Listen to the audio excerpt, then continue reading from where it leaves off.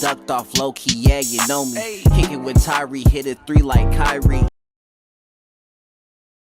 All right, guys. All right, we're here kicking in with Tyree. I'm here with Yinan. How are you doing today? Yeah, I'm doing good. Yeah, so I'm just finishing presenting another of my film at my school. Yeah, so I came directly from there. Yeah. That's beautiful. Tell me about Thick and Sweet. Like, what was the spark for you on that? And what was like the first imagery in your head when you're planning it? Yeah, so the whole film is kind of like based on my experience living in the U.S. as a Chinese immigrant. Yeah, and also kind of like based on my encounter to this like Americanized Chinese food in the U.S. Yeah, because I have been working.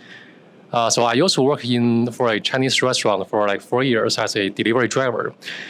Yeah, so that is my first job I got after I came to the U.S. And it's good, but it's also kind of like a shock, like culturally. Like one of my job is to match up the food with the order. I had no clue. Like, what is this shit? Yeah, like General Tso's chicken, orange chicken, and sesame chicken, and egg fuyang, and whatever things. I have no clue. Yeah, so that's kind of like a very interesting. Actually, it's like opens a door for me to get to know the American culture. Yeah, through the foods. Yeah, so that's like the whole thing originated from. Yeah. Is Thick and Sweet more of like a culinary experience, or is it from a perspective of you as the delivery driver? So actually, it's not a linear like a film. Yeah, it's kind of like, so I call it video collage. Yeah, so which is more kind of like I think it's kind of like it's like a food. Yeah, like food. You can't say this food is linear or non-linear. Okay, this food is a mix. Yeah, so it's just I think the whole theme is kind of like my reflection on Americanization of a individual's identity through Americanization of the foods. Yeah, because that is something like I'm going through. Yeah, because like I'm kind of like just constantly thinking about the foods and the person. There's some like connection, I think. Yeah. What was like the most shocking food difference for you? Like you were just like, what the fuck is this? Like you just opened it and was like, okay, this is not what I thought it was gonna be. Yeah. Yeah, now just like I said, like the first day I came to the U.S. was like 2013, like 10 something years ago, and I live in a dorm, and one of my roommates came to me, and he knows I'm from China, he is so excited and sharing something exciting to me. Is, hey Yinan, I'm a big fan of Chinese foods. I love General Tso's chicken. I was, what are you talking about? I have no idea about this. Okay, and he kind of like suspects am I really from China, because I didn't know General Tso's. I didn't know General Tso's chicken. Yeah. So it's not like very interesting like a cultural experience, you know. Yeah, and yeah, I mean, okay, so yeah, so don't get me wrong. So I like the foods. Okay, and it's not the authentic Chinese foods, but I think in some degree it's pretty tasty. Yeah.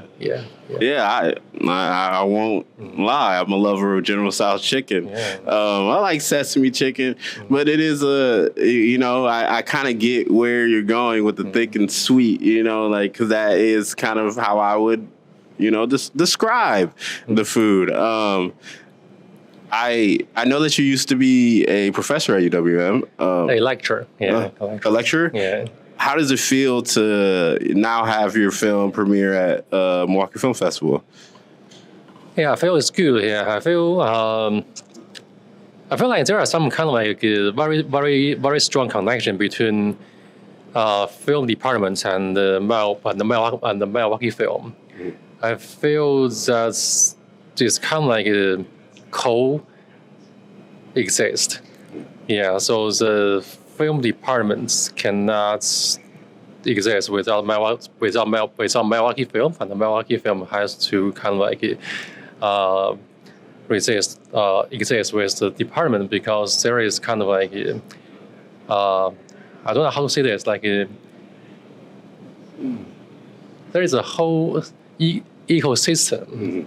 Now, yeah, so Milwaukee Film is a place to screen the films, and the UW Film Department is a place to kind of like cultivate the filmmakers. Yeah, so from my experience, like so I did my undergrad at Milwaukee, so I graduated from here, and now I'm teaching here, and I have my my first film I made in the U.S. Premieres in the Milwaukee Film. So I feel like so honored. I feel like so, yeah, just like whole support from this community.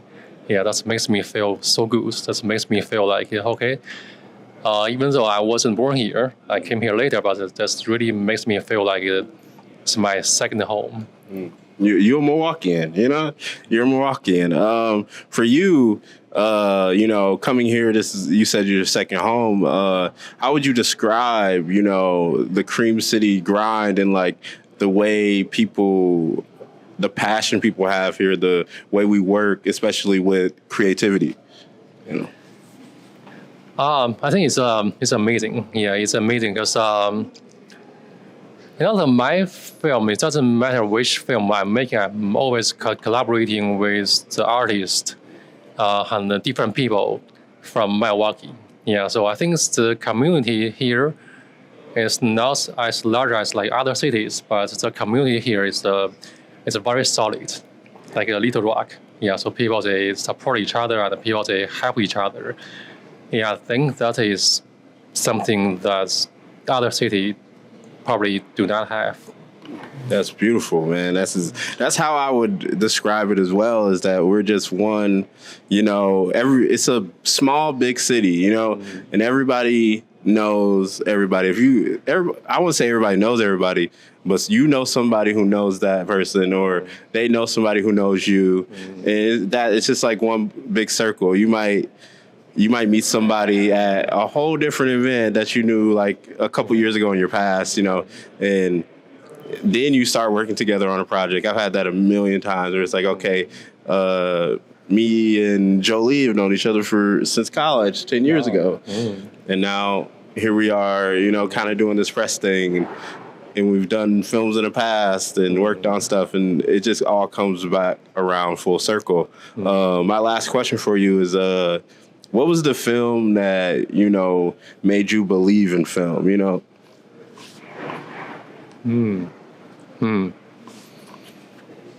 Well, I think that's a very hard question. So what film made me believe in film? I feel like it's always the next one. It's always the one that I'm going to make. Yeah, because I always have a vision that's I'm and maybe just for me, it's a very weird feeling I have. So after I finish the current film, I do not like it as much as I'm in progress of making it. Okay, yeah. So I'm always looking for the next one. Yeah, I think that's kind of like how that keeps my motivation and how myself keeps me keep making films, or keep making arts. Yeah. That's beautiful. I'm similar, where I'm always working on something new, and sometimes I neglect the thing that I just finished, or we already filmed it, and I start neglecting it because I'm already working on something new or a new project. I just launched a Kickstarter recently, and at the same time, I'm working on another short underneath that project. So for me, I feel the exact same way. It's always the next thing. That's my favorite thing. Yeah, that's right. And first, I want to thank you for, kicking it with me. And I want to thank everyone for tuning in. And that's all we have for you today. So have a good one. Yeah. Ducked off low key, yeah, you know me. Kick it with Tyree, hit it 3 like Kyrie.